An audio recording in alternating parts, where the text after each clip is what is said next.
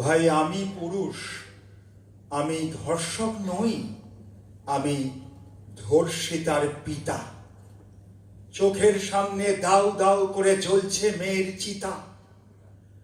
আজও তবু আসে সকাল, আজও নামে সন্ধ্যা। এখন ভাবি ভালোই হতো যদি স্ত্রী হতো মোর বন্ধা। ভাই আমিও পুরুষ, ধর্ষক নই, ওই ধর্ষকটার পিতা। যদি জন্মমাত্র জ্বালিয়ে দিতাম এমন ছেলের চিতা, তবে কাঁদতো না কোনো ধর্ষণ হওয়া নির্যাতিতার পিতা। সেদিন যদি দিতাম আগুন ভাবি ধর্ষকটার চিতায়, আজ জ্বলতো না আগুন কোনো ধর্ষিতার চিতায়। আমার বুকেও জ্বলছে আগুন, নেভাতে কি আর পারি?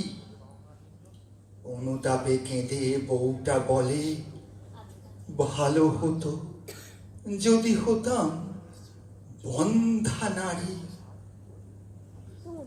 নমস্কার, সকলকে শুভেচ্ছা। আজকের এই সান্ধ্য অনুষ্ঠানে কত কথাকে আমন্ত্রণ জানানোর জন্য সৃজনকে জানাই আন্তরিক ধন্যবাদ।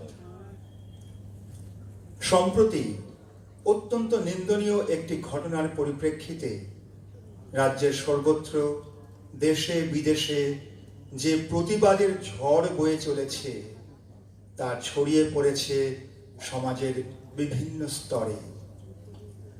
আমরা সকলেই সুবিচারের প্রত্যাশায়। এই প্রেক্ষাপটেই ফেসবুক থেকে সংগৃহীত অত্যন্ত প্রাসঙ্গিক একটি কবিতার লাইন দিয়ে শুরু করলাম আমাদের আজকের উপস্থাপনা। আমাদের প্রথম নিবেদন কবিগুরু রবীন্দ্রনাথ ঠাকুরের গীতাঞ্জলি কাব্যগ্রন্থের একটি কবিতা।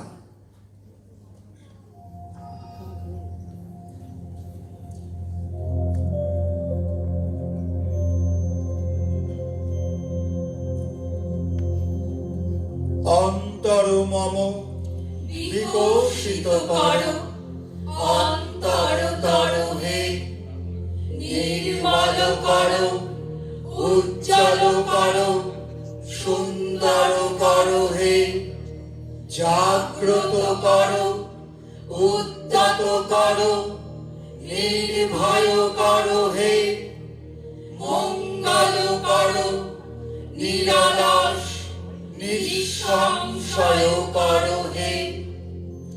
অন্তর মম বিকশিত কর, অন্তর তর হে, যুক্ত কর হে সবার সঙ্গে, মুক্ত কর হে বন্ধ, সঞ্চার কর সকল কর্মে, শান্ত তোমার ছন্দ, চরণ পদ্মে মম চিত, নিস্পন্দিত কর হে, নন্দিত কর, নন্দিত কর, নন্দিত কর হে।